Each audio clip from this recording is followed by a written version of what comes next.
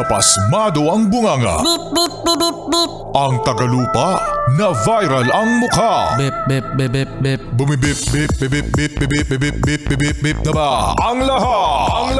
Martian. Beep, beep, beep, beep. Enrico Pañero. Bip, bip, bip, bip, bip. Beep, beep, beep, Bip, bip, bip, bip, bip. Bip, bip, bip, bip, bip. Titilaok! Titilaok! Beep, beep, beep, beep, beep. Ito na ang 101.1 Yes FM Balitang sa mga yes pre natin na mga sumasakay sa mga motorcycle app, yung mga Angkas, Move It, Joyride, no? Ito mga yes pre concern na mga customers, yung mga mananakay, ang helmet. Anong meron sa helmet, Rico Pañero? Kasi maraming mga nagrereklamo mga yes friend na nakakatsyempo sila ng helmet na mabaho. Mabawang helmet! Oo, no? May time daw mga yes friend na ito ay amoy mapanghe. Meron ding mga time mga yes friend na ito ay basta literal mabaho. Ano, describe pa natin? Huwag na. Pero ito malupit mga yes friend. Sa isang hearing sa Senate, kasama si Raffy Tulfo. Nangyari mga yes friend na napag-usapan ito. At meron daw kilala itong si Senador Raffy Tulfo na gumamit, sumakay sa motorcycle app mga yes friend at nagkakuto.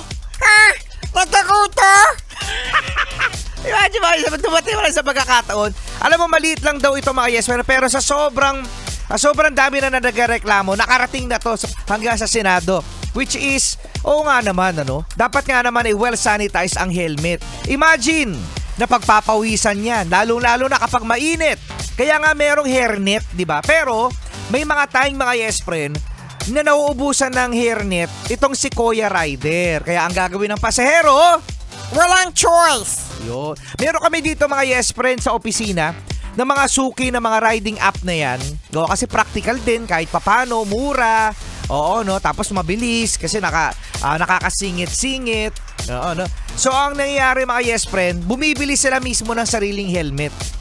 Which is practical nga naman. Kung araw-araw ka nga naman gumagamit ng riding app na yan, sa iyong transportation, bumili ka na ng helmet para sa'yo lang yun. At amoy mo lang.